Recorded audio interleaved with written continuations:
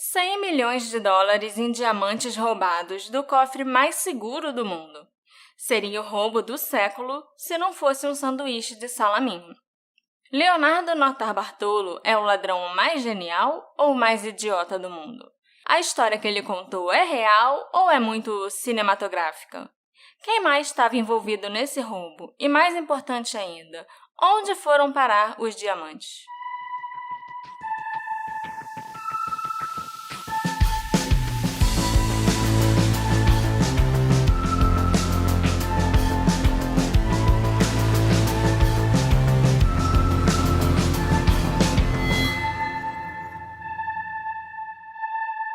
Olá, assistentes! Bem-vindos a um episódio muito especial do Detetive do Sofá. Eu sou a sua host, a Marcela, e o episódio de hoje vai ser incrível, porque nós temos uma convidada muito especial para falar do maior roubo de diamantes da história. Né, Alexandre? É verdade, Marcela. E antes até de chamar a nossa convidada, eu só queria falar que esse é o primeiro episódio de 49 que eu que pedi um caso pra Marcela. Porque eu me deparei com esse caso e eu achei muito interessante e eu queria trazer aqui pro Detetive do Sofá. E aí essa é a primeira vez que realmente a Marcela pesquisou algo porque eu pedi. E eu tô muito feliz por causa disso. Eu só não sei de onde você tirou, que são 49 episódios, a gente ainda vai pra 39, mas tudo bem. Um de 39 foi você que escolheu. Beleza. Então... Ato falho.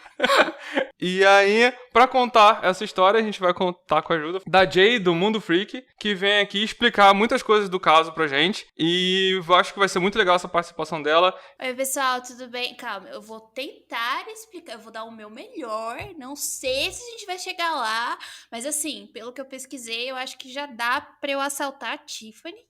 Pegar os colarzinhos que eu tanto almejo, fico só vendo as propagandas. Acho que já vai dar. Pessoal, eu sou a Jay, do Mundo Freak, como já foi dito. Muito prazer estar aqui, porque eu sou, assim, uma fã do Detetive de Sofá. Então eu tô muito contente por estar aqui hoje. Muito obrigada pelo convite. Se você for assaltar a Tiffany, pode me ligar, que eu vou com você. Eu te ajudo, eu só não posso ser a motorista da fuga, porque eu não sei dirigir. E eu vou visitar vocês na prisão. Mas eu faço qualquer outra coisa. Tá, beleza. O Diamond Center, na Bélgica, é um prédio que abriga centenas de escritórios dos maiores comerciantes de diamante do mundo. Ele fica localizado no Distrito dos Diamantes. O que será que tem lá? Que ocupa 3 quarteirões da cidade de Antuérpia e tem forte segurança com patrulha 24 horas por dia. E o cofre, que abriga os diamantes valiosíssimos, fica localizado 2 níveis abaixo do prédio, e ele já foi declarado como sendo impenetrável. A segurança nesse distrito é tão absurda que desde o ano 2000 ele tem a própria polícia. Existe o esquadrão de oficiais que atua só fazendo a segurança desse local e dos diamantes. Esses oficiais também são especializados em investigações de fraudes e lavagem de dinheiro. E cada vez que um novo carregamento de diamantes chega no Antwerp Diamond Center, ou que algum carro forte entra ali naquele distrito, os protocolos de segurança são ativados. Um helicóptero fica circulando acima do distrito, observando o trajeto do carro forte e fazendo a segurança do espaço aéreo. As câmeras de segurança que existem em todos os prédios nesses 3 quarteirões giram e dão zoom para examinar as pessoas que estão por ali e a área por onde o carregamento de diamante vai passar. E ainda 2 policiais que ficam sempre numa cabine de vidro à prova de balas ficam assistindo enquanto o carregamento entra no Diamond Center.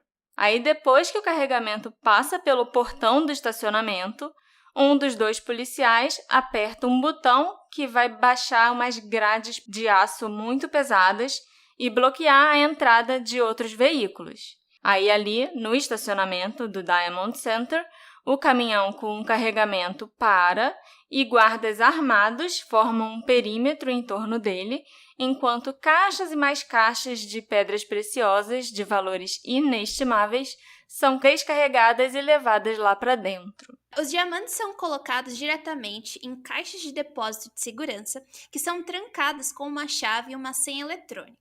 E logo em seguida são levados para o cofre de segurança máxima, uma câmera subterrânea equipada com detectores de movimento, calor e luz, selada com uma porta de aço de 3 toneladas e que suporta 12 horas de perfuração contínua. O negócio é um forte, basicamente. Porra. Quando essa porta é fechada, os muitos sistemas de segurança rigorosos são ativados. Primeiro, é preciso girar a roda, o dial do cofre, com uma combinação correta de 4 números que vão de 0 a 99. Ou seja, ali tem mais de 100 milhões de combinações possíveis. Logo em seguida, um alarme sísmico que dispara no caso de qualquer vibração dentro do cofre, que é mais ou menos assim, esse é o alarme sísmico. Ele detecta alguma vibração e ele vai mandar sinais eletrônicos nesse sisteminha para ele começar a apitar aqui loucamente. Essas vibrações seriam tipo perfuração, explosão, coisa assim? Tem que ser vibração forte, né? Porque, tipo, uma pessoa andando do lado, por mais que emita vibração, ele não consegue detectar. Tem que ser vibrações de, tipo, pessoas tentando furar, pessoas batendo, marretando, alguma coisa assim. Sim, tipo, alguém tentando cavar um túnel pra chegar ali dentro do cofre, por exemplo. Isso. Bem hollywoodiano essas coisas, né? Casa de Papel também. Então, logo em seguida, é armado um campo magnético que dispara o alarme se a porta for aberta. E esse campo ele só pode ser desativado com um código. E, finalmente, ainda existe uma chave de quase 1 metro de comprimento que é usada para girar as traves gigantes da fechadura. Eu fico me perguntando, foi o que eu mais fiquei me perguntando nesse caso, por que você tem uma chave de 1 metro de comprimento? Eu também queria saber. Porque, tipo, é exatamente porque essa chave é tão grande que eu acho que fica mais fácil de você ver os detalhes e fazer uma cópia. Alguém tá compensando alguma coisa. Mas por que uma chave tão grande, cara? Parece muito aquela coisa que é pra ficar bem na foto, sabe? Tipo, olha, esse nosso cofre tem essa chave aqui. Quer ver a chave? Nossa, que chavão, hein? Pô, legal. Porque deve ser uma coisa até... Tem vários sensores, tem código, então é uma coisa redundante. Me parece algo pra sair na foto. Pra chamar atenção. Tipo... mostrar pros clientes, olha aqui a chave, quer tocar na chave? Mas às vezes também, tipo, uma fechadura tão grande pra caber aquela chave, será que é mais difícil de você arrombar com um lockpick, isso sei que lá? eu ia falar. Eu não sei, eu não consegui ver nada sobre isso, mas se algum dos seus ouvintes souber, por favor. Se for chaveiro. Conta pra gente, que eu tô curiosa, porque isso me deixou muito intrigada e eu não consegui achar uma resposta válida. Eu também fiquei muito curiosa com essa chave gigante. Eu queria até achar uma foto dela, só pra ver como é que é, sabe? É do meu tamanho quase, tem 1,50 m. Então, agora que eu falei tudo que tá protegendo ali aquele cofre e os diamantes, consequentemente, todos esses protocolos de segurança do distrito, juntos, você deve concordar comigo que roubar o Diamond Center é quase impossível, né? Parece. Pelo menos parecia. Mas, na manhã de segunda-feira, no dia 17 de fevereiro de 2003, a segurança do prédio teve uma surpresa bem desagradável. Quando eles chegaram lá embaixo, o cofre estava aberto e mais de 120 caixas de depósito tinham sido esvaziadas, aquelas caixinhas particulares, né, que ficam ali dentro do cofre. Muitas pedras preciosas, joias e dinheiro ainda estavam espalhados pelo chão e o sistema de alarme ainda estava ativado, ainda funcionava como se nada tivesse acontecido. Os ladrões enganaram o sistema, que nem percebeu que o cofre estava sendo roubado. A polícia do Distrito de Diamantes da Antuérpia ficou perplexa. Como alguém pode ter entrado no cofre mais seguro do mundo sem ser pego? E pior ainda, como que com toda aquela segurança, com câmeras, policiais, helicóptero, eles só notaram um roubo na segunda de manhã, quando o roubo, na verdade, aconteceu de sábado para domingo. Demoraram mais de 24 horas para perceber que eles tinham sido assaltados. O local mais seguro do mundo, né? Tinha alguém infiltrado, gente. A minha teoria é que tinha alguém infiltrado. Com certeza. Esquisito demais. Eu fiquei pensando também exatamente nisso. Será que o prédio ficava completamente vazio, abandonado, sem ninguém vigiando durante os fins de semana? Porque é a única opção, né? E é isso que você vai descobrir se você ver alguns vídeos sobre o assunto, alguns vídeos bem superficiais sobre o assunto. Todos vão dizer que o assalto foi cometido na madrugada de sábado para domingo, porque a maioria das pessoas que trabalhavam lá eram judeus e tinha menos chance deles irem trabalhar no sábado. Pronto. E assim, e as pessoas só aceitam isso, sabe? E não faz o menor sentido. Então, eu tenho uma outra teoria relacionada a isso, porque o nosso protagonista, que a gente vai conhecer já, ele era cliente desse centro aí. Então, eu acho que duas coisas. Eu acho que tinha algum segurança infiltrado. E 2, a questão de código, a questão de, tipo, saber como é que funcionavam as coisas, faz sentido ele saber, porque ele era cliente de lá, né? Então, quando você é cliente de um lugar, você tem que saber como as coisas funcionam pra saber se os seus diamantes estão bem protegidos. Uhum. Só que, outra coisa que não entra na minha cabeça, por que diabo você vai guardar diamante, cara? Por quê? Guarda dinheiro, guarda, sei lá, papel. Diamante não, barras de ouro também não. Não, e tem aquele papo que diamante só tem valor porque o marketing fez ele ter valor. Ele nem é uma coisa tão rara assim, né? Não é. Tipo, se pegarem uma pedrinha de diamante, por exemplo, acharem, essa daqui é muito pequena, não é bonita e tal, vamos jogar fora. Pô, eles descartam. Porque não dá pra botar num brinco, não dá pra botar num o que seria, tipo, a maior distribuidora de diamantes do mundo. Eu esqueci o nome dela. Eles botam em blocos de concreto e jogam no fundo do mar. Porque quanto menos diamantes tiver por aí, mais valioso o diamante vai ser. Então, eles descartam e jogam fora os diamantes que eles acham que são feinhos e pequenos e que não vale a pena. Ou então, esses diamantes vão para a indústria que faz disco de corte para mármore, por exemplo. Tá. Que são os discos diamantados. Olha aí. Pra cortar piso também tem uma pontinha de diamante, né? Isso aí. Olha. Então, a gente sabe que se a gente for, tipo, pra costa da África, por exemplo, do continente africano, deve ter vários bloquinhos de concreto cheio de diamante lá dentro, no fundo do mar. Já pensou?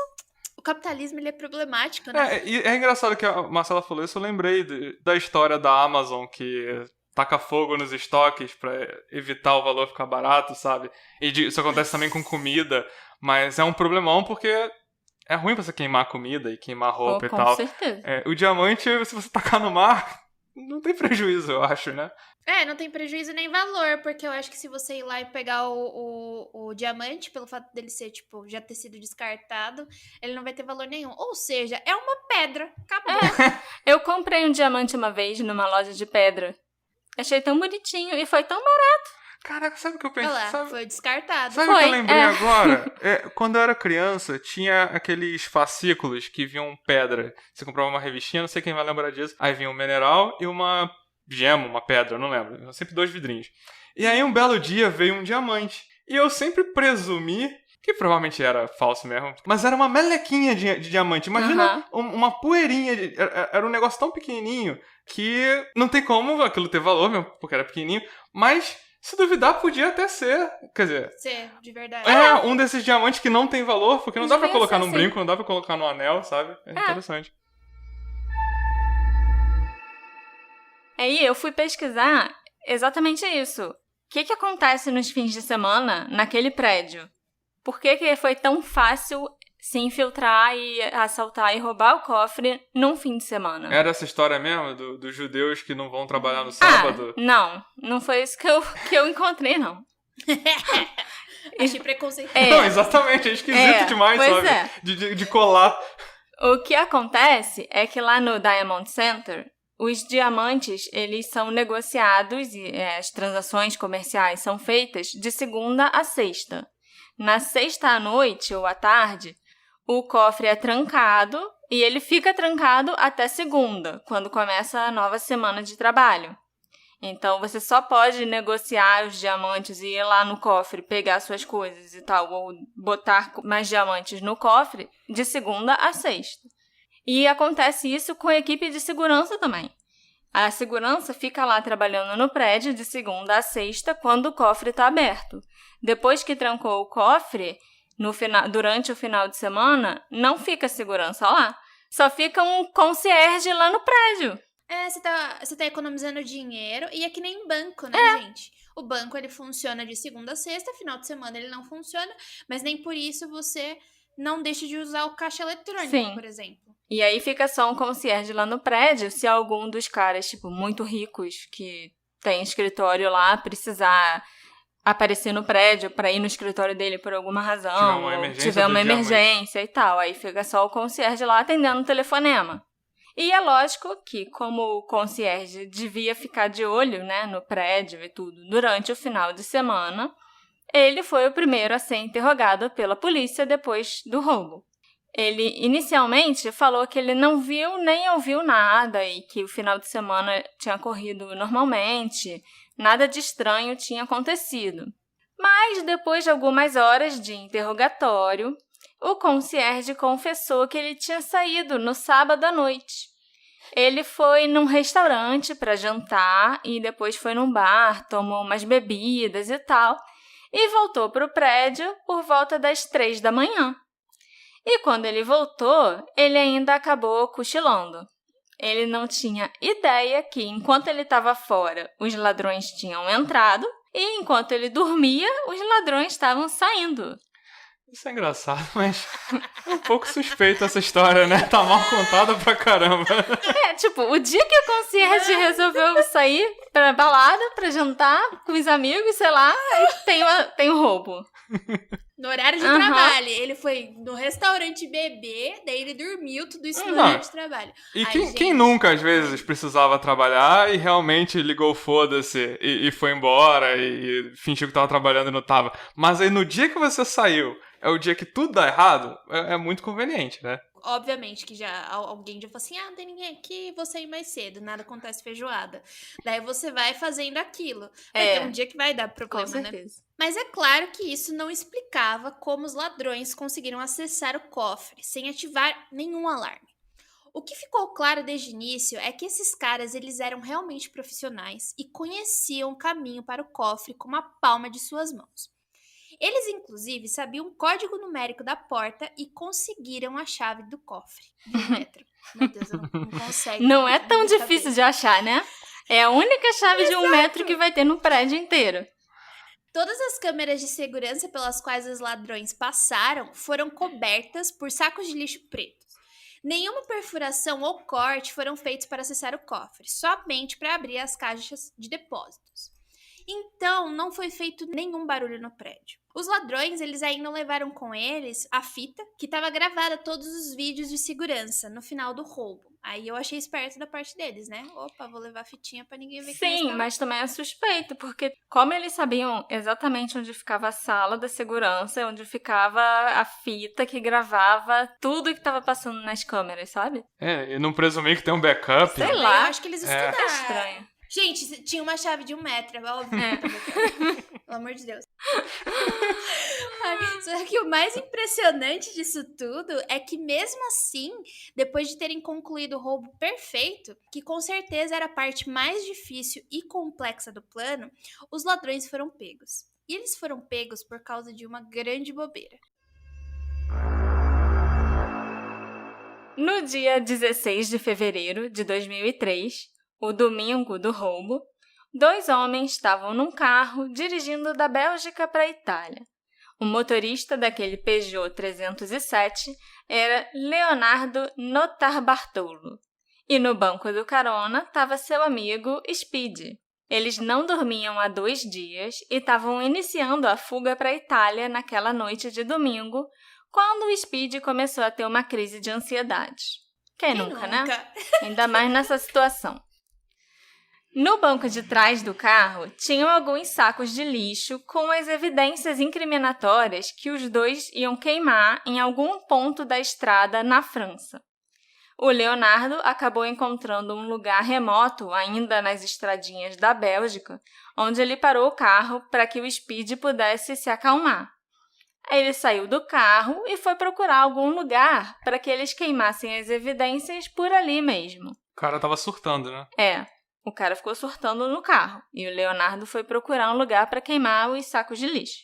Mas quando o Leonardo voltou para o carro, ele viu que o Speed, no meio da crise de ansiedade, já tinha pegado os sacos de lixo e espalhado o conteúdo pelo chão do lugar.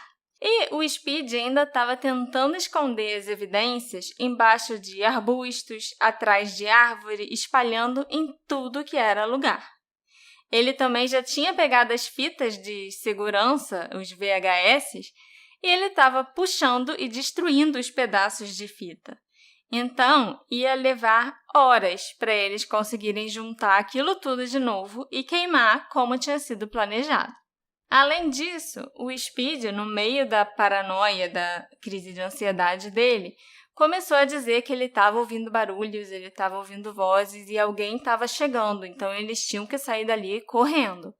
O Leonardo mandou então ele entrar no carro e ficou pensando no que fazer, aí concluiu que, provavelmente ninguém vai encontrar esse lixo aqui na estrada, não.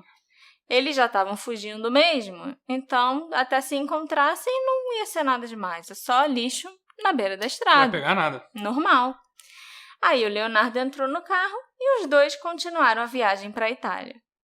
Infelizmente, aquele pedaço de terra específico onde eles pararam e largaram o lixo tinha dono. E era um dono muito chato, por sinal.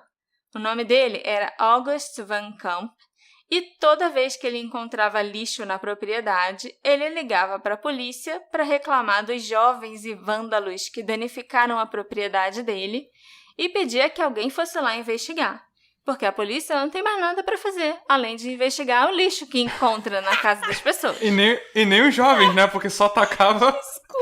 Desculpa. Gente, a sorte do Leonardo, a sorte que ele teve foi muito grande, cara, de parar exatamente no lugar do cara chato que chegou a polícia pra nada. Véi, tava escrito nas estrelas. Pois é. E os policiais já estavam acostumados com essas ligações. Aí eles sempre falavam para esse cara, a gente vai mandar alguém aí para investigar daqui a pouco. Na volta a gente vê isso. Na volta a gente compra. Mas eles sempre ignoravam o August, que ficava lá plantado, esperando alguém da polícia investigar o lixo na casa dele e nunca ninguém aparecia. Mas nessa segunda-feira, quando ele chegou lá na terra dele para ver como estavam as coisas e se deparou com o lixo do Leonardo e do Speed, a primeira coisa que ele fez, é lógico, foi ligar para a polícia, para variar. Ele disse que tinha encontrado uma fita de vídeo destruída, meio sanduíche de salame comido, ele ainda especificou que era de salame, então ele mexeu naquela metade de sanduíche largada que estava lá, ok. Uma garrafa de vinho vazia e alguns envelopes brancos com o nome do Diamond Center gravados. Aí, quando ele falou do Diamond Center, ele conseguiu a atenção da polícia que ele tanto queria nos últimos anos. Os policiais belgas tinham ficado sabendo há algumas horas sobre o roubo dos diamantes e não tinham nenhuma pista até aquele momento. O Sr. August ficou muito satisfeito vendo aquele monte de policiais ali no terreno dele, verificando aquele lixo que ele tinha encontrado, que os vândalos tinham jogado lá. Ele se sentiu muito importante, porque finalmente estavam levando a queixa dele a sério. Inclusive, se eu fosse ele, eu guardava ou imprimia uns envelopes de centro de diamante pra tacar por cima do lixo, pra próxima vez que a polícia não ligar, porque é só assim. É, né? O August é a velha que acorda às 5 da manhã pra lavar a calçada. É. A polícia também ficou muito satisfeita pela primeira vez do Sr. August ter ligado para reclamar do lixo. Entre os papéis que foram encontrados no local, tinha uma nota fiscal com o nome do Leonardo Notarbartolo. A nota era referente à compra de vários equipamentos de segurança e vigilância. Também tinha um cartão de visitas com o nome de Elio Denorio, um italiano especialista em eletrônica que já tinha sido associado a diversos roubos no país. E a última pista importante foi, adivinha, o sanduíche de salaminho. Quem diria, né? A polícia rastreou a loja onde o salaminho foi comprado, pediu as imagens de segurança e descobriu quem era o comprador de todo aquele salame. Era Ferdinando Finuto, um outro ladrão italiano que também era famosinho. E assim o caso começou a se desenrolar e a polícia identificou os ladrões de diamantes. E nós aprendemos a lição que a gente não deve jogar lixo no chão da rua ou nas estradas, porque a natureza vai se vingar de você. Um velhinho. Através do velhinho chato. Ou seja, Não deixe seu sanduichinho pela metade também. Não é legal deixar comida sobrando no prato, Não, tá? e é interessante porque, de novo, primeira vez que eu tive contato com esse caso foi nos videozinhos bem superficiais. E nos vídeos eles meio que falam que foi o sanduíche que pegou o Leonardo Northarbottle. Não foi o sanduíche. Sim, a história do sanduíche é muito, tipo... Era um salame muito específico, que só existia naquela lojinha. E eu ficava, mano, era só um sanduíche. Não, eu pensando, eles tiveram DNA do sanduíche, mas já tinha um DNA do cara. Como que chegaram no cara pelo sanduíche? E tem uma coisa muito mais importante. Tinha uma nota fiscal com o nome dele. O sanduíche é uma alegoria, é um detalhe. E que até levou a outra pessoa, não foi nem a ele que o sanduíche levou, né? Leonardo Notarbartolo nunca disse nada para a polícia em nenhum dos interrogatórios. Mas, por causa das evidências contra ele, o Leonardo foi julgado e sentenciado a 10 anos de prisão. Foi só em 2009 que ele concordou em conversar com um jornalista chamado Joshua Davis e contou a versão dele de como aquele roubo foi executado. Aí a gente vai te contar os detalhes agora. Ele esperou 6 anos pra contar, né? A história oficial é que o Notarbartolo... Meu Deus, esse nome... Se fosse Nortarbartolo, era mais fácil. Chama ele de Leozinho. Leozinho salame. Pô, pior que eu adoro o Nortarbartolo. Eu acho o nome muito fantástico. É muito R, velho. E ainda mais eu que tô aqui em Campinas. É Nortarbartolo, entendeu? O Leozinho abriu uma joalheria em Turim, na Itália.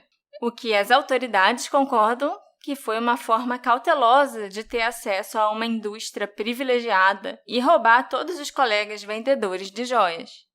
E foi assim que ele conseguiu ter acesso aos joalheiros e donos de diamantes mais ricos do mundo e ainda alugou um escritório no Diamond Center, que, notavelmente, não conduzia a verificação de antecedentes dos inquilinos. Se eles conduzissem, eles iam ver que a ficha do Leonardo já era até bem grande, que ele era um ladrão de joias famosinho. Na verdade, eu presumo que se eles olhassem de todo mundo, ia dar um problemão, porque devia ter não ia ter inquilino lá, né? Devia ter muito diamante daqueles diamantes de sangue, muita falsificação, sei lá. Eu acho que não pode olhar muito, não. O Leonardo era um ladrão de carreira que cometeu o primeiro roubo quando ele tinha 8 anos. Ele disse que a mãe dele mandou ele comprar leite na mercearia e o leiteiro estava dormindo quando ele chegou lá para comprar. Então, ao invés de comprar o leite, ele pegou todo o dinheiro que tinha lá no caixa. Um gênio. Por que não, né? Você vê o planejamento. Meses. Não. Meses de planejamento. Meses de planejamento. A pessoa... Esse aí é o coach de finanças. Por que ter leite se eu posso ter o dinheiro do leiteiro? Mas aí, quando ele chegou em casa, ele também falou que a mãe dele bateu muito nele e mandou ele lá devolver o dinheiro e comprar o leite. Mas ele gostou da sensação de roubar. Não, de roubar. A adrenalina que dá você roubar alguma coisa. Que eu não sei, porque eu nunca roubei nada. Mas ele achou que ali ele encontrou a vocação dele, entendeu? Sim. Ele também é muito conhecido por, de acordo com ele mesmo, né? Não tem ninguém que confirme isso. Por ele ser o líder de um bando de ladrões conhecido como a Escola de Turim, uma das organizações criminosas mais infames de todos os tempos, que realizou centenas de roubos ao longo dos anos. Eu procurei essa tal de Escola de Turim no Google, ou alguma referência a ela e tal, mas eu não encontrei nada não. Então sei lá, eu acho que ele não era tão famoso quanto ele achava que ele é. Então, eu também duvido, concordo com você. Parece muito inventado. Mas, ao mesmo tempo, com todo respeito à sua pesquisa, meu amor, eu espero que uma escola de ladrões seja secreta e não tenha um site por aí, alguém que o pessoal não coloque no LinkedIn, sabe? Não, mas eu esperava encontrar uma notícia, tipo, a Escola de Turim roubou uma joalheria em Milão, sei lá, entendeu? Então, eu acho que eu já discordo um pouco, porque você ter a fama dessa escola de ladrões é muito bom, porque daí você já incita o medo das pessoas ficarem alertas. Pra colocar no currículo mesmo, acho né? que é por isso que eles fazem isso. Eu acho que por isso que tem que spread the Sim. word, entendeu? Tipo, olha, vocês precisam saber da gente, mas não como funciona. Então, tipo, também eu fui procurar informações, fui dar uma lida, só fala da escola de Turim. O que é essa escola de Turim? Quem era? Se tem algum ladrão famoso, se tem tipo um Sherlock Holmes do roubo, Lupin, um né? Lupin, não tem, entendeu? É só Então, ele e o eu termo... também acho que é furado, eu acho que é coisa do... Também acho que é coisa que ele inventou nesses 6 anos que ele teve pra Ele ficar pensando era o lá professor, na o prisão. diretor, o aluno. Ele era tudo, né? E financiado por ele Exatamente. também. O Notarbartolo tinha alugado o escritório com pouca mobília no ano 2000 por aproximadamente $700 por mês no Diamond Center. E esse aluguel incluía o acesso ao cofre localizado sob o edifício. Ele também teve direito a um cartão de identificação de inquilino que dava acesso 24 horas ao prédio. Para que ele queria acesso 24 horas, eu não sei, já que no fim de semana o prédio nem abria, pelo visto, mas tudo bem. Lá, ele se passou por um comerciante de diamantes italiano para ganhar a credibilidade e a confiança dos outros comerciantes. Embora a polícia acredite que ele foi o mentor do roubo, o Leonardo afirmou na entrevista para o Joshua que ele foi contratado por um negociante de diamantes não identificado que recrutou ele para o crime. O Leonardo disse que recebeu $100 mil para tirar fotos do complexo sistema de segurança do cofre. Eu faria por $10 mil. Pagou muito caro, Pois mas tudo fotógrafo, freelance de fotógrafo, tá pagando bem, né? Em troca dessa quantia bem generosa, o Notarbartolo fez um estudo de vigilância, detalhando o tipo de desafio que seria enfrentado por qualquer pessoa que fosse corajosa ou tola o suficiente para tentar roubar o cofre. E ele chegou à conclusão que, por mais habilidoso que fosse o ladrão, ninguém seria capaz de entrar e sair do cofre sem ser detectado. Depois ele mudou de ideia, pelo visto, né? Mas tudo bem. Tendo relatado suas descobertas e colocado dinheiro em segurança em sua caixa de depósito no cofre do prédio, Leonardo presumiu que esse seria o fim do assunto. Mas, depois de 5 meses, ele recebeu um telefonema do negociante solicitando uma reunião em um armazém abandonado fora de Antuérpia. Conhecedor de negócios duvidosos em depósitos abandonados e ainda sentindo os benefícios financeiros de seu encontro anterior com esse negociante, Notarbartolo concordou. Meu filho, faz isso não. Ao entrar no armazém dilapidado, Leonardo foi saudado pelo joalheiro e apresentado a 3 homens que estavam parados no que parecia ser um cofre de banco. Caminhando ao redor do cofre, logo ficou claro para o italiano que ele estava parado numa réplica exata do cofre do Diamond Center, com cada detalhe exatamente como ele se lembrava de sua missão de reconhecimento. O joalheiro então começou a falar com Leonardo sobre como ele e sua equipe planejavam invadir o verdadeiro cofre do prédio. Para cada pergunta ou dúvida que Leonardo tinha, o negociante tinha uma solução engenhosa. O diário do cofre, com 1 milhão de combinações possíveis, tudo que eles precisavam era de uma câmera escondida. Os sensores de calor, luz e movimento? Fácil. Isso a gente conseguia contornar com um pouco de spray de cabelo feminino e conhecimentos básicos de eletrônica. E também de termodinâmica, tá, gente? Porque spray, ele é basicamente um shield de calor. Então você passa... É como se ele fosse Um isolante, sei lá. um selante ali. A chave gigante? Tarefa fácil pro rei das chaves. Era só copiar. O George Clooney precisava de 11 homens para roubar o Belágio, mas pelo visto o negociante só precisava de 4 para invadir o cofre mais seguro do mundo. O spray de cabelo eu posso comprovar, porque na minha festa de 15 anos eu resolvi cachear o meu cabelo. O meu cabelo é muito liso, então para ele ficar cacheado, como eu queria, super diferente naquele dia, né?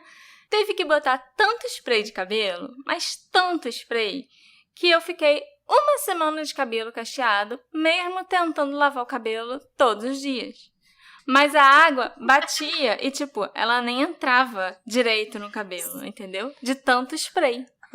Então eu fiquei com aquele cabelo duro e cacheado por muito tempo. Dava pra botar um sensor dentro também e nada ia pegar nada. Nada ia acontecer. O cabelo da Marcela virou basicamente um cofre. Sim. Não entrava tava nada aí.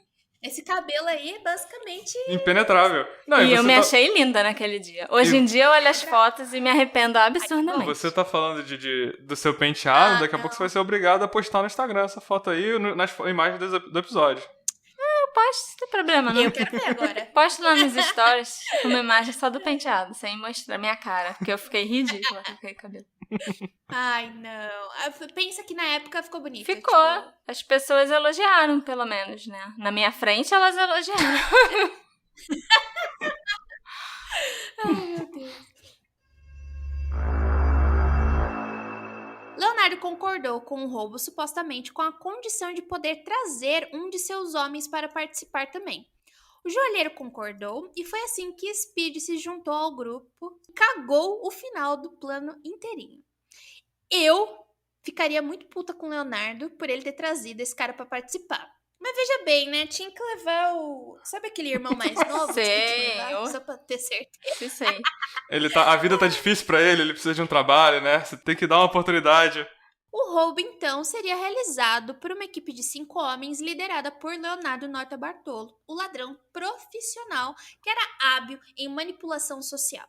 Além dele, do amigo Speed, a equipe consistia em 3 outros membros, a quem Leonardo chama por pseudônimos, assim como Speed.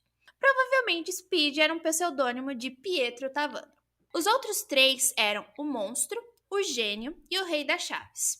O Monstro era um homem alto e musculoso que era aparentemente um especialista em fechaduras, além de ser eletricista, mecânico e motorista. Ele também era muito forte.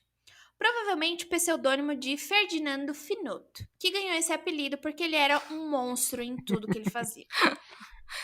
Eu nunca entendi, só um adendo, que eu nunca entendi o apelido do Speed. Nunca foi explicado. Tipo, ele não era rápido. E ele também não era quem ia dirigir o carro da fuga. Sei lá. O Gênio era um especialista em sistemas de alarme. E o nome verdadeiro dele era Hélio Donoro. Hélio era um especialista em eletrônica muito conhecido por estar ligado a uma série de roubos que aconteceram na Itália. E por último, o Rei das Chaves, que era um homem mais velho e um dos melhores falsificadores de chaves do mundo. Ele é o único cuja identidade nunca foi descoberta e, inclusive, nunca nem foi preso.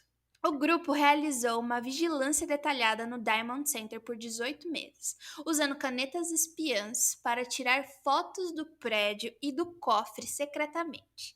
A câmera da caneta conseguia armazenar até 100 imagens em alta resolução.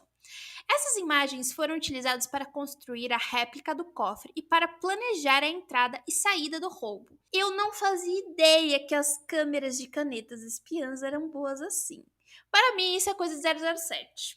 Alta resolução pra 2003 não é a alta resolução que a gente pensa hoje. E uma caneta espiã que não tem flash, não Muito. tem... Como é que era essa alta Devia resolução? ter uma qualidade de TechPix, a caneta espiã. E era uma porcaria aquela TechPix. E com aquelas imagens eles fizeram tudo? Réplica do cofre, réplica da chave? Sim, como você vai fazer uma réplica? Imagina quanto custou pra fazer uma réplica daquele cofre. Uns 20 milhões já foram gastos só fazendo essa réplica, pelo menos, né? Porque era porta de 3 toneladas. E um monte de caixinha também toda... Tipo, Não. com um alarme, com não sei o que, com código. E já que você falou de dinheiro, uma coisa que me chama atenção é que eles ficaram 18 meses pagando o aluguel de um lugar chamado de Distrito do Diamante, sabe? Deve ser quase o aluguel de uma loja no Barra Shopping, entendeu? Porque você vai ficar pagando aluguel a $700, né? É. Por um plano que você não sabe se esse investimento vai dar retorno. E era um buraco negro de dinheiro. As visitas frequentes de Leonardo ao Diamond Center sob pretexto de ser um comerciante de diamantes fizeram com que os seguranças se acostumassem com a sua presença e, portanto, relaxassem. Uma pequena câmera também foi escondida acima da porta do cofre pelos ladrões, e não era possível enxergar a câmera lá em cima quando as luzes do teto estavam acesas. Então o grupo observava os guardas abrindo a porta do cofre e conseguiam ver perfeitamente a combinação de 4 números que eles usavam. Eles também colocaram uma câmera de um extintor de incêndio que ficava perto da fechadura, onde a chave gigante era utilizada. Segundo Leonardo, foi vendo a imagem da chave obtida pela câmera que o Rei das Chaves conseguiu criar uma réplica. Deve ser por isso que não se fazem tantas chaves gigantes por aí, porque é bem mais fácil de ver os detalhes de uma chave gigante e dá pra fazer a cópia só olhando pra ela. Eu não acredito nem que ele fez cópia nenhuma. Então, pelo que eu entendi, ele não fez cópia. Ele conseguiu ver que a galera ia sempre lá numa portinha. Tinha esse padrão, e essa portinha tinha original. Daí ele falou assim, mano, eu vou fazer cópia de nada, pega o original. Não, mas é engraçado que se você for pegar uma chave e fazer cópia, você tem que levar a sua chave pro chaveiro. E aí... Mas ele era foda. Ele era o rei da chave. Você já foi no Rei da Chave fazer cópia da sua chave? Se eu procurar no Google agora, eu acho uma barraquinha de chaveiro chamado Rei da Chave. E aí... Você tem que levar a sua chave. Se for chave tetra, eu tenho que levar a fechadura pra garantir que ele vai conseguir testar e ver se funciona mesmo. Então, assim, eu acho bem difícil esse papo de fazer uma cópia da chave olhando. Uma coisa que eu achei estranha também é que ele explica, o Leonardo nessa entrevista, ele explicou várias coisas, né? Ele deu vários detalhes de como várias coisas foram feitas no plano. Como que ele botou uma câmera em cima da porta do cofre e ninguém reparou que ele tava fazendo isso, sabe? Isso ele também não explica. E uma outra câmera no extintor de incêndio. E ninguém nota que tem 2 câmeras lá escondidas na porta do cofre, praticamente. E essas câmeras a polícia nunca achou. Não, nunca achou. E também, tipo, o cara vai Vai estender a mão, enfiar a câmera lá na porta e ninguém vai estar prestando atenção que ele fez isso? Gente, é por isso que eu acho que tinha um segurança infiltrado. Sim. Não é possível. Não é possível. Não, o negócio da chave, deles terem usado a original, e o negócio das câmeras lá dentro, não é possível que ninguém tenha visto nada. Não cola. Também acho. No dia 14 de fevereiro de 2003, um dia antes do assalto, Leonardo desceu até o cofre para abrir sua caixa de depósito. Ele já tinha feito isso muitas vezes.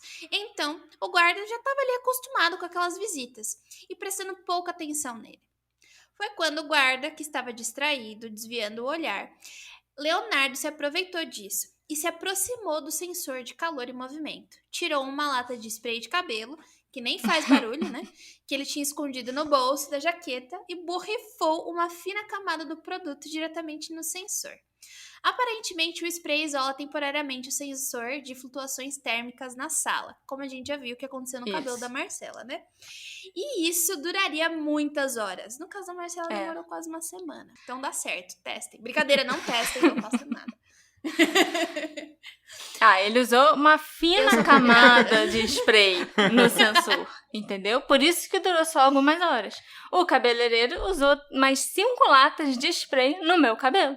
Durou uma semana. Mas veja bem, cara, como é que o guarda tava tão distraído? Ele tava com fone de ouvido, ele tava ouvindo uma música. Lata de spray, primeiro você tem que sacudir aquela porcaria. Só sacudir já faz um barulhão. E lendo a matéria original do Joshua, que é quando ele conta essa história toda, ele até escreve algo bonitinho que, por alguns minutos, o cofre ficou com cheiro de mulher. E ninguém achou isso esquisito. Cara. Meu Deus. E não, eu acho que não tem spray de cabelo que não tenha cheiro. Tem cheiro. Tem muito cheiro. É um cheiro ruim. Mas é engraçado que, assim, tem foto do sensor meio que coberto, que ele ficou meio amarelado, né? Que eu não sei nem se foi uma fina camada, porque o negócio ficou meio amarelado ali. Então, assim, me parece que realmente isso aconteceu. Ele realmente tacou spray nesses sensores. Mas faz sentido sim, porque ele serve como protetor térmico, literalmente. Então... A física tá dando um yes nessa parte. Depois de borrifar o spray, Leonardo mexeu na caixa de depósito dele, depois guardou ela de volta, agradeceu o guarda e foi embora. A fase 1 do plano tinha sido concluída. Na noite seguinte, sábado, 15 de fevereiro de 2003, os ladrões começaram um roubo. Na calada da noite, Leonardo Notarbartolo levou a equipe a um prédio comercial que ficava atrás do Diamond Center e compartilhava um jardim privado com o local. Lá, o Rei das Chaves arrombou a porta desse prédio vazio e eles entraram. Tá aí o que o Rei das Chaves fez. Tá explicado por que ele tinha que ir. O Leonardo ficou no carro vigiando a movimentação e monitorando o rádio da polícia. O grupo já tinha deixado uma escada escondida por ali para eles terem acesso mais fácil ao telhado dos prédios. E é lógico que todos os membros da equipe usaram luvas para evitar deixarem impressões digitais. É o mínimo que eu espero. O jardim compartilhado entre os 2 prédios dava acesso a uma pequena varanda, onde o grupo chegou subindo nessa escada, que eles já tinham, deixado guardada lá. Um sensor infravermelho monitorava o terraço, mas o gênio usou um escudo de poliéster caseiro para esconder a assinatura térmica dele, enquanto ele se aproximou do sensor e colocou o escudo na frente dele. E isso impediu o sensor de detectar o resto do grupo. O gênio também desativou um alarme que ficava nas janelas do Diamond Center e eles entraram. Essa parte do... Escudo de poliéster. Do escudo de poliéster, Jay. É real. Sabe por quê? Sabe aquelas mantas que mantêm a nossa temperatura corporal? Se você usa uma manta daquela e passa na frente de um sensor de temperatura, ele não, que é o sensor de infravermelho, ele não pega a sua temperatura, como se nada estivesse passando por ali. Então dá pra burlar de boaça também. Tava falando com a Marcela, quando a gente tava discutindo isso, que meu pai, para pagar menos conta, a luz acesa no corredor, instalou um sensor de movimento. E eu, quando era criança, eu tentava ver o quão devagar eu precisava ser pra apagar a luz, porque eu andava de madrugada e não queria ninguém saber que a luz tinha acendido. Aí eu queria ver o quanto eu precisava andar devagar pra conseguir apagar a luz sem ativar o sensor e ligar a luz. E assim, era difícil, sabe? Tinha que ser muito devagar. E aquilo, minha liberdade não dependia disso. Então, foi algo que inicialmente eu fiquei duvidoso. Mas você falou que funciona. Funciona, eu também não sabia. Tanto que tem algumas reportagens até que eu achei de pessoas que reforçam esses sensores de infravermelho com sensores magnéticos, né? Que é aquele que fica apitando enquanto você tá com uma janela, com uma porta aberta. Porque se a pessoa tiver esses cobertores, e tipo, eu tô falando, não é só cobrir só metade do corpo, tem que cobrir o corpo inteiro, entendeu? E fora que, quando você tá nesse tipo de situação de assaltar alguma coisa, sua temperatura corporal Você tá sobe, nervoso, né? Então, você tá nervoso, tem adrenalina rolando ali, então sua temperatura corporal sobe. Só que esses caras, eles já roubam há muito tempo, né? Então, eu não acho que, tipo, eles estavam tão tirando o Speed. Mas acho que o Speed não entrou, pelo que eu entendi. Não, acho que ele entrou sim, né? Eu acho que ele entrou pra ele... Mas ele ficou... Não no cofre. Ele ficou telefonando... Ficava subindo e descendo, alguma coisa assim. Pra vigiar o prédio e tal. E outra coisa, né? Mas o gênio também colocou o escudo de poliéster lá. Então, eles podiam entrar e sair e não ia detectar nada, entendeu? Então, tava suave. Então funciona. Era isso que eu queria saber. Outro joinha de física aí que tá funcionando. O grupo andou até o cofre sem ter nenhum problema e sem encontrar ninguém no caminho. A porta do cofre tinha uma fechadura magnética que consistia em 2 placas. Quando armadas, elas acionariam um campo magnético e quando a porta se abrisse, o campo se quebraria, disparando um alarme. Essa porta, esse sensor geralmente é usado em janelas ou em portas, principalmente de condomínios, que tem um fluxo muito grande de pessoas passando, sabe? Então, a probabilidade de alguém passar e esquecer aberto é muito alta. Então, sempre tem lá um pra encher o saco de alguém e dá certo. Eu acho que a nossa geladeira tem esse negócio. Geladeira? Essa geladeira aqui. Porque se a gente esquece a porta aberta, ela começa a apitar. Aí, é exatamente isso. Nunca aconteceu isso com você? Eu não esqueço a porta aberta. Não, às vezes eu tô, tipo, com a porta aberta, vendo alguma coisa na geladeira, e ela começa a apitar, me avisando que a porta tá aberta. Sim, sim. A Marcela abre a geladeira pra dar uma pensadinha. Sempre. Pensa. O gênio, ele superou esse problema usando uma placa de alumínio feita sob medida, na qual ele fixou uma fita dupla face resistente em um dos lados. Ele então prendeu essa placa nos 2 parafusos e a desatarrachou. Quando eles estavam soltos de sua posição correta, eles ainda estavam lado a lado e gerando um campo magnético. Eles foram girados para fora do caminho e presos à parede da antecâmara. Para ficar mais fácil... Por favor. Porque eu não entendi nada. O que acontece? Quando o alarme está armado, o sensor ele passa uma pequena corrente elétrica para o ímã que está ali. O ímã ele atua como um condutor através da pequena distância e retorna a corrente. Somente quando a corrente não é retornada, assim quando a porta está aberta ou a janela está aberta, o som do alarme ele vai disparar. Ao fazer passar um pedaço de papel de alumínio, ele não precisava criar uma placa sob medida, mas como aí a gente tá falando de roubos de diamantes, Fazer acho o que ele overkill, tem né? certeza, né? É melhor se precaver do que remediar. Enfim, se você passa qualquer coisa que seja feita de alumínio por meio dessa brecha aí, da porta, da janela, o alarme ele não vai soar, porque é como se a porta ou se a janela não tivesse sido aberta. Porque o papel de alumínio, ele vai ser mantido pressionado contra esse sensor. Então é como se, tipo, você abriu a porta, mas na verdade ele ainda tá detectando a plaquinha de alumínio, como se tivesse tudo fechado. Porque geralmente fica uma parte desse sensor na parede e outra parte na porta. Elas não têm contato, né? Por isso que é eletromagnético. Só que aí você tá falando que daria até pra ter colocado um papel de alumínio entre a parte que não tem contato. Porque assim, tem uma brechazinha de, sei lá, eu acho que não é de metros, eu acho que é de centímetros. 30 centímetros no máximo deve ser. Porque, por exemplo, são portas e janelas, a porta deve abrir menos de 1 metro, eu acho. Então, se você coloca uma plaquinha, é como se você substituísse, entendeu? Tipo, tá lá a placa, daí você coloca na frente dessa plaquinha outra plaquinha de alumínio. Daí, quando você abrir a porta, que é o momento que sairia essa placa de trás, tá lá a plaquinha de alumínio substituindo a placa que seria a janela, que estaria na janela. Então, super dá pra fazer também. Mas o que ele fez, se eu entendi melhor, o que ele fez foi, ele pegou uma chapa de metal, né, e meio que arrancou tudo de uma vez. Isso. Foi isso que meio que eu entendi. E a minha dúvida era mais ou menos essa, que pelo jeito é mais simples do que eu imaginava, mas assim, ele arrancou os sensores eletromagnéticos de uma porta de metal. Então, eu imaginava que, sei lá, talvez só a falta da porta o sensor ia sentir, entendeu? Por isso que eu não tinha entendido.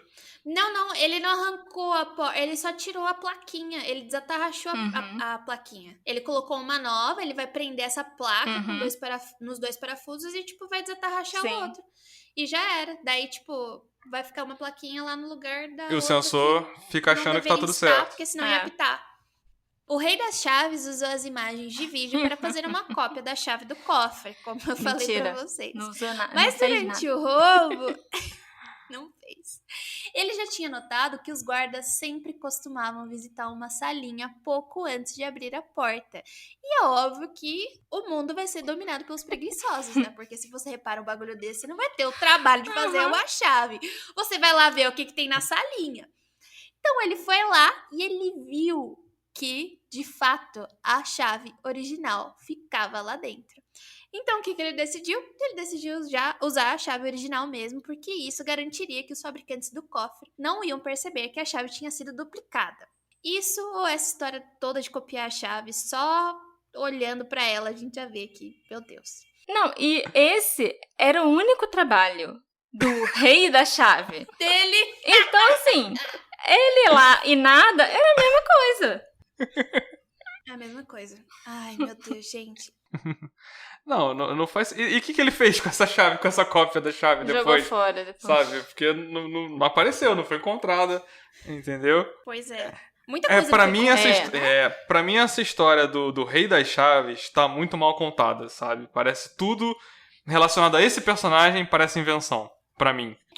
Porque ele também não foi preso. Nunca é foi o único encontrado. que ninguém nunca cara? identificou. Não, em teoria, se ele realmente existe, ele é o cara que no final do roubo não fez nada, porque todo o trabalho que ele fez por meses não precisou usar, e ele deve ser o único que tá gastando dinheiro, porque ele nunca foi preso. Exatamente. O grupo também desligou as luzes da antecâmera antes de abrir a porta do cofre para evitar que disparassem os sensores de luz. O Rei das Chaves ainda teve mais uma tarefa a fazer. Ele arrombou a fechadura do portão interno do cofre. Mas isso ele fez com facilidade, porque era uma fechadura normal. Finalmente, alguma coisa normal. Aí chegou a vez do monstro trabalhar. Ele foi andando no escuro até o meio da sala, coisa que ele já tinha praticado na réplica do cofre e já sabia até quantos passos ele tinha que dar para chegar onde ele precisava, que eram exatamente 11 passos. Nossa. O monstro alcançou o teto e empurrou um painel, onde estavam localizados os fios de entrada e saída do sistema de segurança. Um pulso elétrico era emitido ao longo desses fios e, se algum sensor fosse acionado ou quebrado, o circuito se quebraria e dispararia um alarme. O monstro então retirou cuidadosamente o revestimento plástico dos fios, deixando eles descapados, e anexou um pedaço de fio novo à fiação de cobre exposta, redirecionando o circuito e garantindo que seria irrelevante se os sensores estivessem desarmados. Essa parte, por incrível que pareça, eu entendo, porque eu tenho formação de técnico de eletrônica. Fica aí essa informação. Mas pra quem não manja, não tem essa formação, basicamente, mais ou menos, a parte dos sensores, o que eles fizeram foi dar curto nos sensores. Então, quando o circuito... A própria Jay explicou que quando o sensor detecta alguma coisa, ele rompe o circuito. E o que eles fizeram foi passar um fio direto. Então, o circuito nunca é rompido porque ele passou um fio direto ali entre os contatos que passariam os sensores. Então, a partir daquele momento, se tivesse luz, se tivesse calor, se acontecesse o que acontecesse, mesmo que o sensor pegasse, não ia acontecer nada, porque aquilo ali tudo estava em curto, não ia funcionar. Olha aí. Olha Ponto só. pra mim.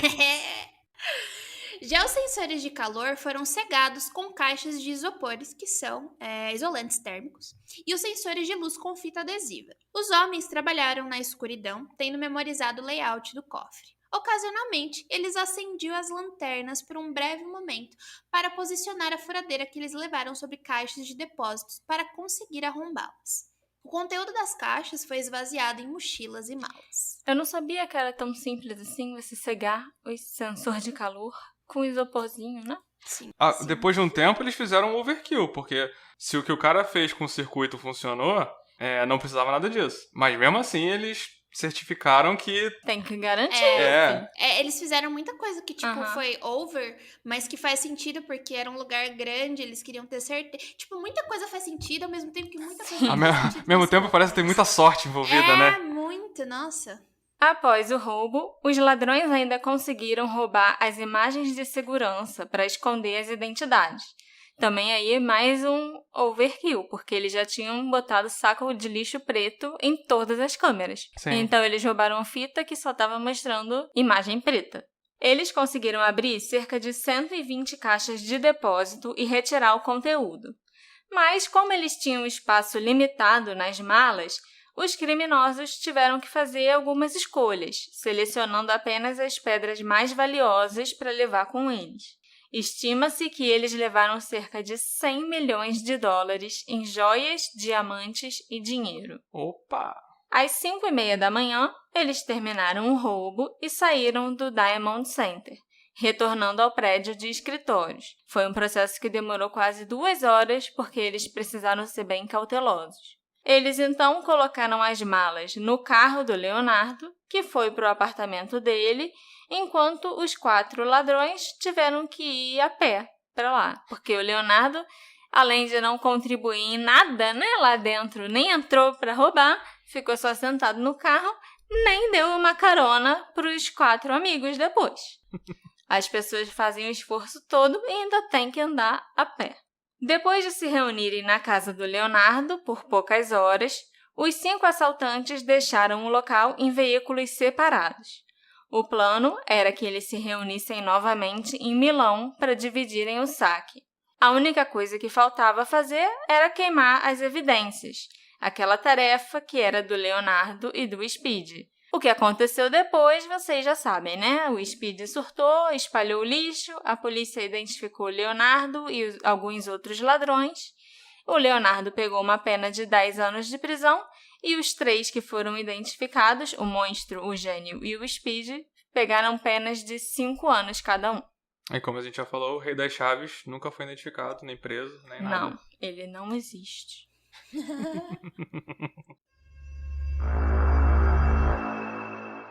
Em 2009, quando deu a entrevista para o Joshua Davis, o Leonardo disse que o roubo, na verdade, não tinha sido ideia dele, e sim uma fraude de seguro planejada pelo negociante de diamantes misterioso que contatou o grupo italiano para o trabalho.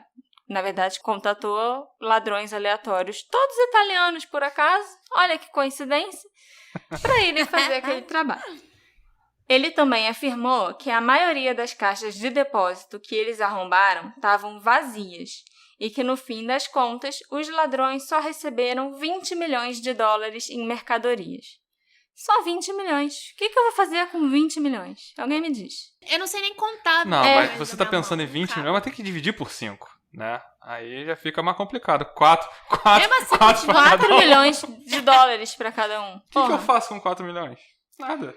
Só uma casa.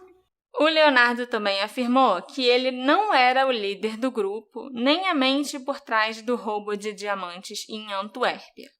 Teria sido esse negociante quem mandou construir a réplica do cofre, que juntou a equipe e conseguiu os 3 especialistas para o trabalho. Além disso, o negociante misterioso, junto com outros negociantes envolvidos nesse esquema de fraude, teria retirado todas as pedras seguradas que ficavam guardadas dentro do cofre. Assim, o grupo só roubou de verdade os cofres das pessoas que não estavam participando desse esquema, e os envolvidos ou patrocinadores do roubo receberam o dinheiro do seguro, além de continuarem possuindo as suas pedras. Mas isso é sem o Leonardo saber, né? Ele diz que ele foi meio que passado para trás. Ele achou que ia estar roubando os cofres cheios de diamante, e só quando ele chegou pra contar e abriu os sacos e se reuniram, segundo a história dele, ele começou a abrir sacos vazios. Caixinhas, né, vazias. Aqueles sacos de couro que a gente vê em filme, que tem um diamante dentro. Ele começou a abrir os sacos vazios. E por isso, daí, ele diz que não foram os 100 milhões que ele levou, foram mais ou menos 20 milhões. E esses 20 milhões foram dos desavisados que não devia estar dentro do esquema aí. Ele também falou que eles tinham marcado depois de encontrar com o negociante. E ficaram lá, os 5 esperando, e o cara nunca apareceu. Óbvio, né? Tudo errado. O cara que é pra ser o maior conman da história, o vigarista, passa todo mundo na conversa, foi passado pra trás, assim, sabe? Então, né? E é ele que tava na escola de tudo. Ele que foi lá e conseguiu tirar foto de tudo pra que eles conseguissem fazer uma réplica pra estudar o local. Mano, não faz muito sentido ele ter sido passado pra trás. Essa história é muito mais contada. Porque, no fundo, eu acho que ele contou uma história diminuindo muito a participação dele e usando as meias verdades, sabe? As evidências que a polícia encontrou, ele foi incluindo na história dele, mas muita coisa aí eu acreditava que era fantasia, inclusive a questão do alarme, até por isso que eu chamei a Jane aqui, porque assim, essas histórias, não é possível que o alarme de última geração, o cara foi com um saco plástico, foi com uma caixa de isopor de cerveja, e foi burlando, foi burlando, eu não conseguia acreditar nisso, de verdade, mas tamo aí, a Jay falou que tudo isso bate, entendeu? Mas ainda tem um monte de coisa que eu não consigo aceitar. Eu fui olhar no Google Scholar pra ver se tava certo. Eu fui procurar artigo científico pra ver se tava certo mesmo. Porque eu também li e deu... não, gente, não é possível. E pior que é possível, sim. Que esse roubo tem todos os sinais de ser um trabalho interno, eu acho que ninguém pode negar. Inclusive, essa foi a primeira suspeita que a segurança e a polícia do distrito tiveram. Afinal, os ladrões conheciam muito bem o prédio, o cofre, eles tinham as senhas, a chave e até a posição das câmeras e onde conseguir a fita das gravações das câmeras de segurança, eles sabiam. Mas será que o negociante, que só trabalhava e alugava uma sala naquele prédio, teria como saber de todos esses detalhes? Tem muito mais chance, pelo menos eu acho, do concierge, né, coitado que tinha saído para jantar naquela noite, convenientemente, ou de algum dos seguranças ter ajudado ou facilitado o roubo do que um negociante ter tido todo esse trabalho de, inclusive, construir uma réplica do cofre, que deve ter custado alguns milhões, para fraudar o seguro. Tem formas bem mais simples de fraudar o seguro, Taca gente. fogo. Taca fogo. É uma solução simples. Não deixa tanta coisa pra trás, né? Gostei dessa solução. A maioria dos cofres ali no Diamond Center é alugada pelos negociantes de diamantes, polidores e donos de joalheria que trabalham nos escritórios daquele prédio. Só uma fração deles fica disponível para ser alugado por estranhos. As estimativas sugerem que as caixas de depósito esvaziadas pertenciam a 70 indivíduos ou organizações e todos os proprietários daquelas caixas foram interrogados nas semanas e até meses após o roubo, assim como todas as pessoas que trabalhavam no prédio. Eles realmente queriam descobrir quem podia ter ajudado no roubo, mas o Leonardo nunca deu o nome de ninguém, nem para a polícia, nem para o Josh. Todos aqueles nomes a polícia descobriu sozinha. Parabéns, trabalhando. Menos o Keymaker. Keymaker e nem as câmeras que tinham colocado lá dentro Aquelas do lugar. câmeras, pra mim, é a coisa mais idiota. Meu Deus do céu. Não, mas aí que tá. Faz parte do por que eu desconfio da história, entendeu? É mais fácil ele ter botado uma câmera na frente do cofre, ninguém nunca reparou, e com essas câmeras ele conseguiu uma cópia da chave e saber o código, que tinha um teclado gigante e tudo mais. Ou é mais provável que alguém deu o código pra eles, e alguém deu a localização da chave, entendeu? E que alguém, e não só isso, e que alguém foi permissivo pra eles Sim. entrarem e saírem, porque eu acredito sim que eles conseguiram burlar alguns sensores, de fato, mas assim, pegar o código, colocar câmera que nunca acharam, o concierge não viu nem entrar nem sair, tinha alguém infiltrado no centro de diamantes e que ele não queria implicar. Sim, com certeza. Entendeu? Posteriormente, a polícia encontrou alguns diamantes pequenos no apartamento do Notar Bartolo, junto com registros de celular e outros papéis e documentos que ligavam ele ao prédio e ao roubo dos diamantes. É lógico que o que eles encontraram eram só alguns restos de diamante, sabe? Que se duvidar iam até ser jogados fora. Diamantes pequenos e de pouco valor em comparação a tudo mais que foi roubado. Os diamantes sumiram completamente. Nada do que foi roubado naquele dia de fevereiro de 2003 foi encontrado, além daquelas evidências no apartamento do Leonardo e do lixo na estrada. Então, onde estão os diamantes e o dinheiro roubado? Quem tem esse dinheiro todo e esses diamantes valiosos nesse momento, sabe? Será que alguém tá por aí, já ficou rico e tá gastando dinheiro desse roubo? Será que é o rei das chaves que tá fazendo isso?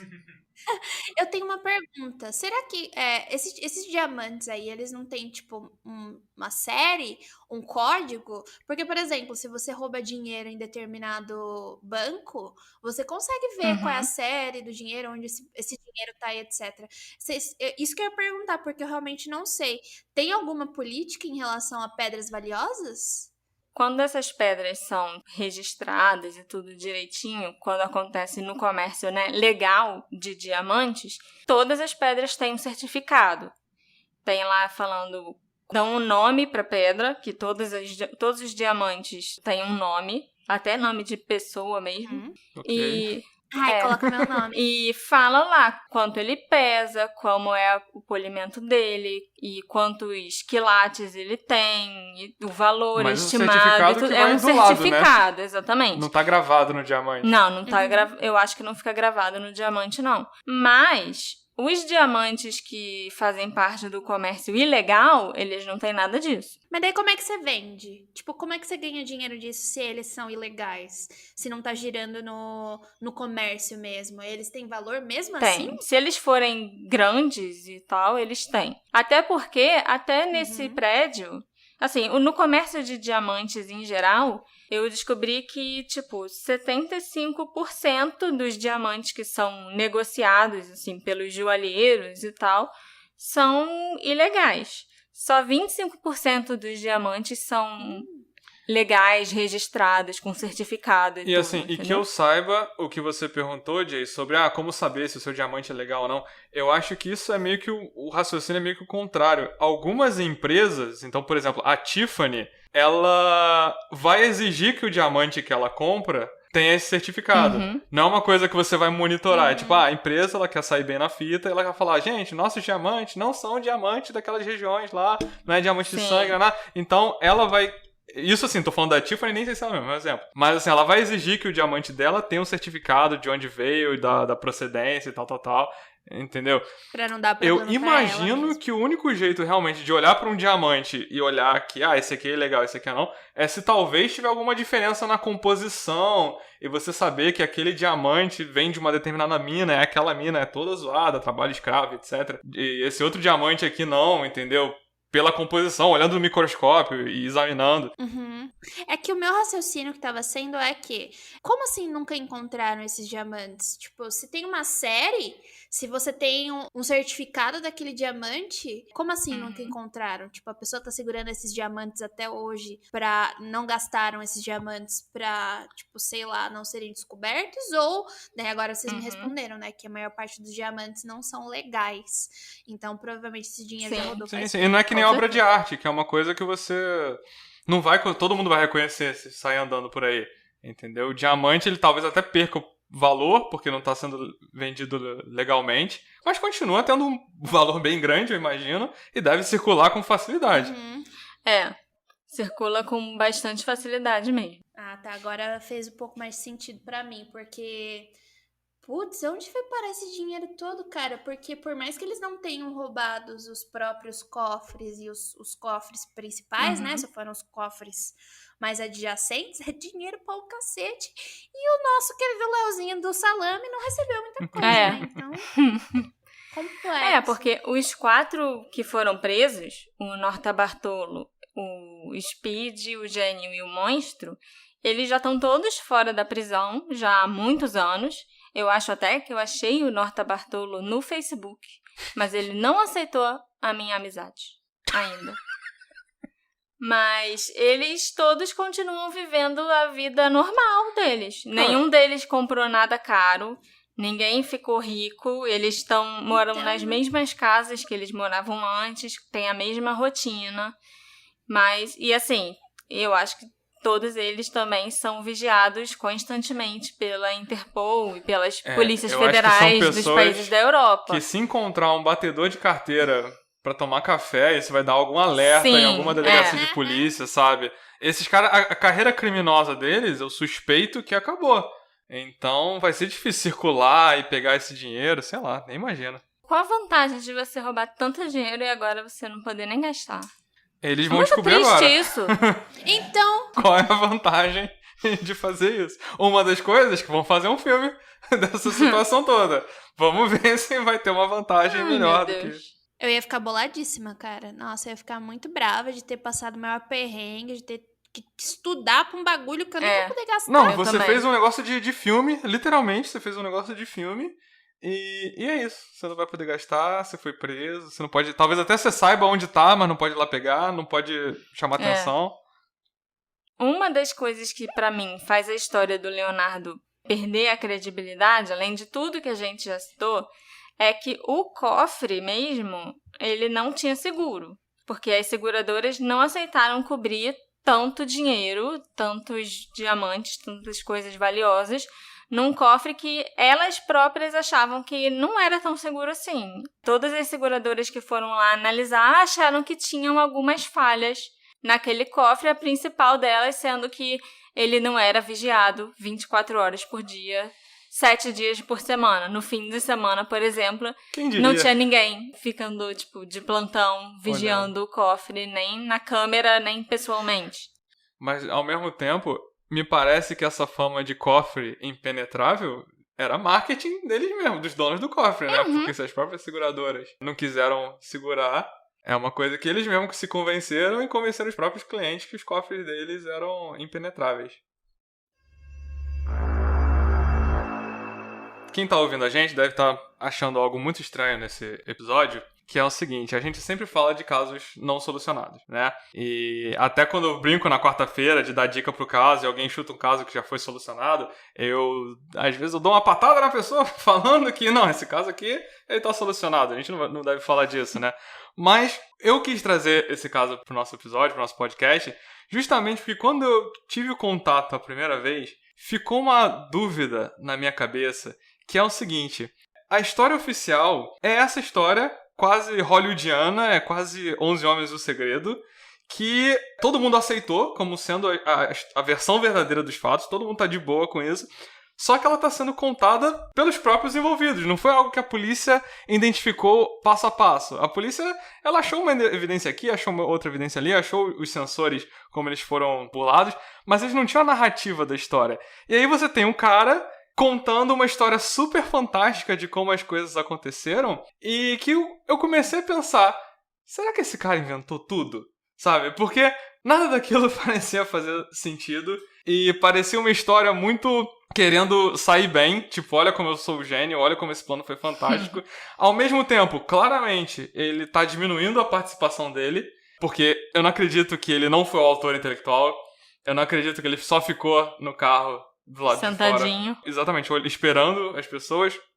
Então, assim, eu queria justamente discutir agora com vocês as coisas que a gente acha esquisitas, sabe? Os furos de roteiro nesse filme, sabe? Porque quanto mais você pensa, mais você...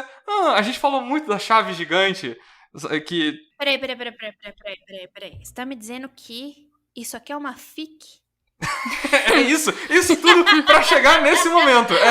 Pra chegar nesse momento. Pra mim, isso foi uma enorme fanfic dele mesmo. Uma fanfic que ele escreveu. Eu não acredito. Ele tava tentando ser o Sherlock Holmes dos roubos. Exatamente. O Lupin. Isso aí. E ele criou uma fic. Então, e foi até o motivo que eu chamei a Jay, porque pra mim, a história dos alarmes parecia até muito bobo, sabe? Porque eu já vi filme de assalto. Você não mete um saco plástico na câmera.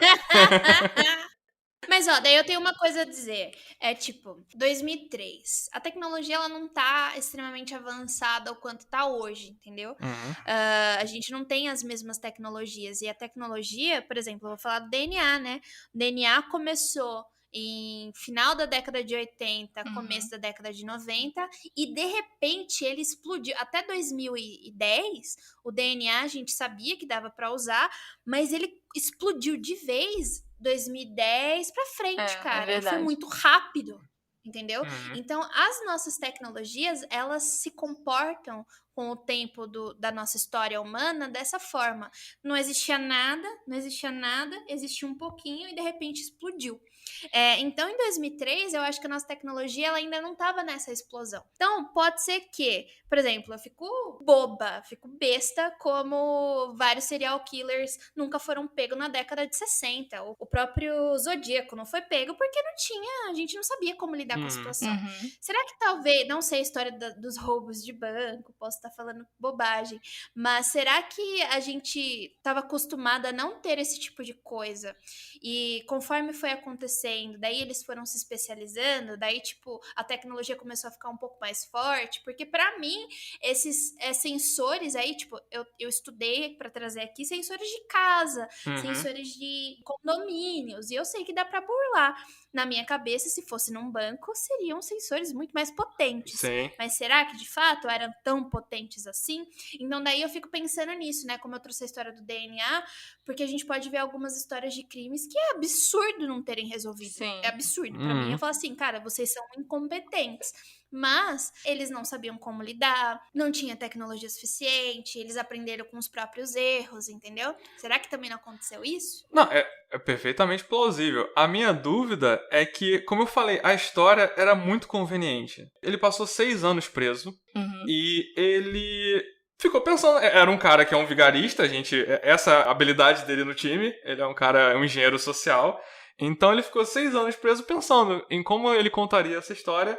Mas, por exemplo, eu não acredito por um segundo que não tinha ninguém dentro do distrito lá, do Diamante, que não tivesse ajudando ele. E essa pessoa ele não identificou, essa pessoa a polícia não achou.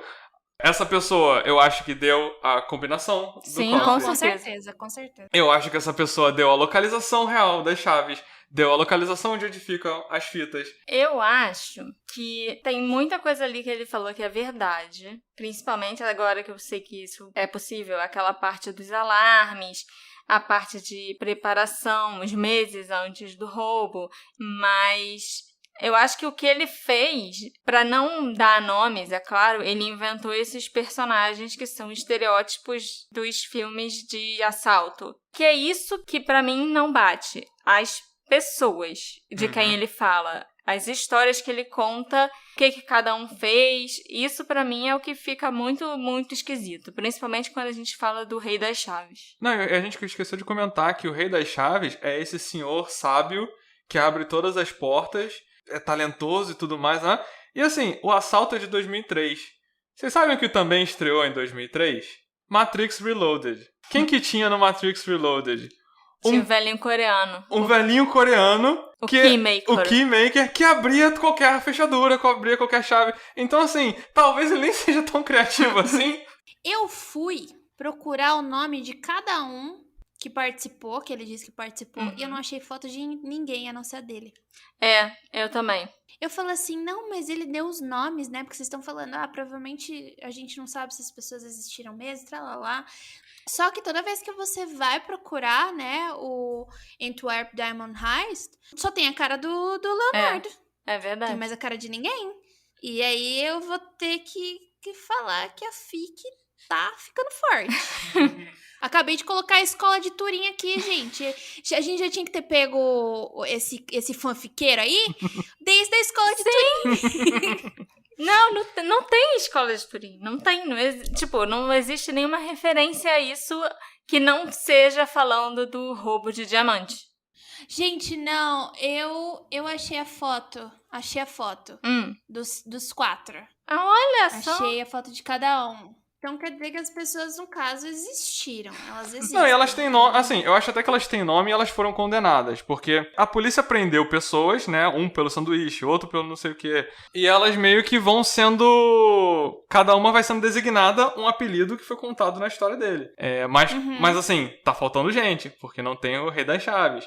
E a gente aqui tem quase certeza. Devia ter alguém dentro do Distrito do Diamante. Não, e pior ainda, se ele realmente foi passado pra trás pelo tal negociante que era pra gente ter roubado 100 milhões, a gente chegou lá e só tinha 20 milhões e não sei o quê, se eu sou ele, eu ia ficar puta que o cara me passou pra trás. E eu não ia ficar escondendo o nome desse cara, entendeu? Ia ser o primeiro que eu ia falar. Sim. Então, difícil, né, cara? Porque existiu. Sim. Aconteceu. Só que a história tá muito mal contada. E a gente parece que nunca vai saber a realidade. Porque só o Norte Bartolo foi à mídia pra falar o que de fato aconteceu. Os outros, sumiram. Quanto mais eu penso na história do Notar Bartolo, menos sentido ela faz pra mim. A gente então resolveu pedir a opinião do próprio Joshua Davis, o homem que ficou cara a cara com o Leonardo em 2009 e que ouviu essa história em primeira mão. O Josh foi super legal e aceitou conversar com a gente logo de cara, o que foi ótimo porque eu estava super curiosa para saber como ele conseguiu convencer o Leonardo a falar e como ele entrou em contato com ele. In the case of Notarbartolo, it took me many, many years to get him to respond. He didn't immediately respond. I started reporting it in the early aughts, and he didn't respond for, I believe it was almost 5 years. Segundo Joshua, demorou muitos anos para o Leonardo responder. Ele começou a trabalhar nessa matéria no início dos anos 2000 e levou uns 5 anos para o Leonardo retornar ao contato. Started writing it. I finally got frustrated with the lack of response from the people who had been arrested. And so I just started writing the piece. And right then, when I started writing it, Notarbartolo reached out to me and said he would talk. O Joshua disse que estava frustrado com a falta de resposta dos envolvidos. E assim que ele começou a escrever a matéria, o Notarbartolo concordou em conversar. I think the reason that he finally decided to talk to me was because he had exhausted all of his appeals. So he was not going to be getting off early, and so he had nothing to lose by finally admitting that he in fact did do it, because up until that point he had not admitted it. O Joshua acredita que o Leonardo só concordou em falar porque já tinham esgotado todos os seus recursos. Ele não ia sair da prisão nem tão cedo e não tinha nada a perder ao admitir que ele realmente tinha roubado o cofre, que, até aquele momento, ele nunca tinha admitido pra ninguém. Eu também queria muito saber qual a primeira impressão que o Josh teve do Leonardo e se ele realmente é esse cara charmoso com uma boa lábia, tipo um George Clooney no 11 Homens no Segredo ou Cary Grant no Ladrão de Casaca, que eu imagino que ele seja, entendeu? I was surprised by him because he was in jail. He was in the Hasselt prison in Hasselt, Belgium. And he was wearing a very nice sweater. Well, he was dressed nicer than the other prisoners. I was just in general surprised because in the US, you don't get to wear your own clothes typically in the prisons that I've been to, in the jails that I've been to. And he had a nice watch on, and he seemed very relaxed and very comfortable in his own skin is a way of saying it in English. He seemed very comfortable with himself. I think he had at that point 5 or 6 years to think about how he wanted to tell the story. So when I sat down with him, it felt like he had planned it all out. O Joshua disse que foi surpreendido porque o Leonardo estava numa prisão da Bélgica, mas estava usando uma roupa muito elegante, um suéter legal, um relógio legal. Ele estava muito bem vestido em comparação com os outros prisioneiros. O Joshua já fez muitas matérias em prisões nos Estados Unidos e os prisioneiros lá não podem usar as próprias roupas. Mas o Leonardo estava muito relaxado e à vontade, muito confortável. E, até aquele momento, o Leonardo já tinha tido uns 6 anos para pensar bem em como ele queria contar a história. Então, durante a entrevista, o Joshua achou que toda a história estava muito bem montada na cabeça dele. A gente aprendeu nesse episódio que é possível, sim, enganar todos os alarmes e todo aquele sistema de segurança. Mas será que era provável que tudo o que eles fizeram desse certo? E indo mais longe ainda, será que alguém realmente gastaria muito dinheiro para fazer uma réplica exata do cofre impenetrável com uma porta de 3 toneladas e um monte de sistema de alarme e sensores diferentes? I think it's entirely possible that he invented most of the story. I mean, he's a thief after all, so you can't believe him. Segundo Joshua, é bem possível que o Leonardo tenha inventado muita coisa. Afinal, ele é um ladrão e a gente não deveria acreditar em tudo que ele diz. It obviously seems fantastical. On the other hand, what we do know is that they got into the vault and they had an apparatus to break open the safe deposit boxes. And so that apparatus was specifically made for the size of safe deposit box that existed in that vault. Custom made, and it's the type of thing that it would make sense that you would want to practice it. You would want to try it out before showing up on the night of the heist. So it would make sense to me that they would somehow try to have what would you say, a dry run for the big night.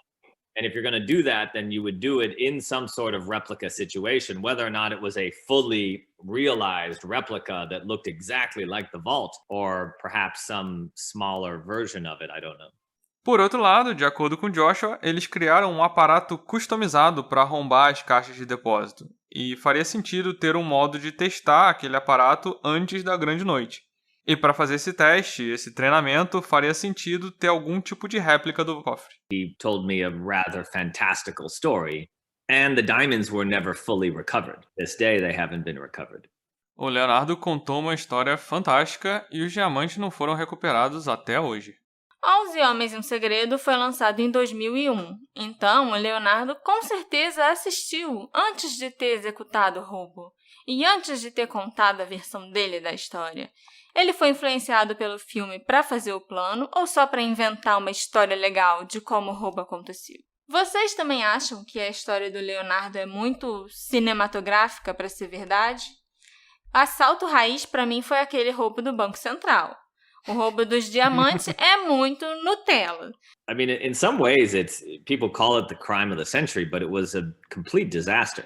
As pessoas chamam de crime do século, mas meio que foi um desastre. His friend had a panic attack, and they threw the garbage all over the middle of, the road in the middle of Mr. Van Kamp's land. And there was a little bit of bad luck, but it was also they were pretty much idiots. O amigo teve uma crise de pânico, eles acabaram jogando lixo de qualquer jeito no terreno do velhinho. Teve um pouquinho de azar também, mas teve o fato de que eles eram os idiotas. Eu tô me divertindo muito nesse episódio. So, you hear this in the thieving community that the best thieves in the world are the ones you never hear about. So the fact that we're talking about him and he's so notorious is perhaps not a sign of his skill. Or it is a sign of his skill, but in the other direction. it was the crime of the century that was undone by a salami sandwich. E por fim, segundo Joshua, os melhores ladrões são aqueles que a gente nunca ouviu falar. Então, a gente estar falando dele e de como ele ficou notório é um atestado da competência dele, ou da incompetência. Foi o crime do século desvendado por causa de um sanduíche de salame. Inclusive, vocês acham que o Distrito de Diamantes aprendeu a lição, aumentou a segurança e nunca mais foi roubado? Não, porque em 2019, alguns ladrões que nunca foram identificados, esses sim foram espertos, invadiram o cofre através de um bom e velho túnel. Os alarmes começaram a tocaram até bem rápido, mas era fim de semana, todo mundo demorou muito a chegar lá, porque realmente não tinha ninguém no prédio, só o concierge, e o concierge não ia tentar parar os ladrões sozinho, Certo. tá certo ele? Então eles conseguiram roubar, invadir, mais cerca de 20 caixas de depósito de segurança e levaram uma grana boa também. Sim. Saíram pelo túnel que eles fizeram, que dava nos esgotos, e ninguém faz a menor ideia de quem eles eram. Nessa história eu acredito, entendeu? Um túnel. Eu acredito que Sim. fez um túnel e funcionou. Eu queria muito agradecer a participação da Jay aqui com a gente. Eu aprendi muito nesse episódio. Eu tô até achando que física deve ser legal. Olha só. É maneiro. É que, ó, a física, se ela fosse ensinada como física do cotidiano, presente na sua vida todos os dias, porque é o que a física faz, eu acho que seria menos doloroso pra todo mundo, ia todo mundo sair feliz. Nossa, com E certeza. a gente ia ter e a gente ia ter uma sociedade um pouco mais inteirada nas coisas que se acontecem, né? Mas, enfim, é todo um grande problema sistemático que vem desde sempre. Então, a gente tá aí pra tentar quebrar com esse ciclo vicioso. Então, a gente tenta um pouquinho. Sim. Mas eu que gostaria de agradecer, queria pedir desculpa por qualquer coisa, porque eu falo demais, interrompo às vezes, então peço perdão. Fiquei muito feliz por esse convite, nossa, estava super animada. Espero que eu tenha contribuído, nem que seja um pouquinho. E queria falar pra todo mundo que esse é um dos meus podcasts favoritos, que eu faço questão de ouvir sempre que dá. Eu amo todo o trabalho de vocês, inclusive a pesquisa, eu vou sempre exaltar, sempre que eu puder. Então, eu gostaria de agradecer, muito obrigada mais uma vez, e é isso. Foi maravilhoso ter você aqui com a gente, Di, e eu espero que você também tenha gostado e que você volte mais vezes. Ai, por favor, pode chamar. Ai. Mas foi difícil arrumar um caso que envolvesse física. Pode ser um caso freestyle. Não, agora eu já sei que a física tá, por em aí. coisas pequenas no dia a dia.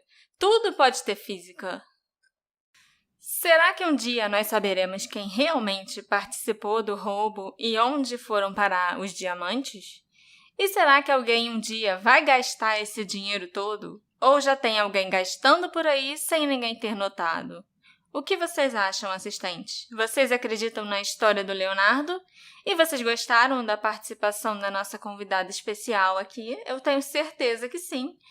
Mas me encontrem nas nossas redes sociais, @detetive do sofá, e me contem. A gente se encontra na próxima investigação. Tchau, tchau. Tchau, tchau. Jay fala tchau.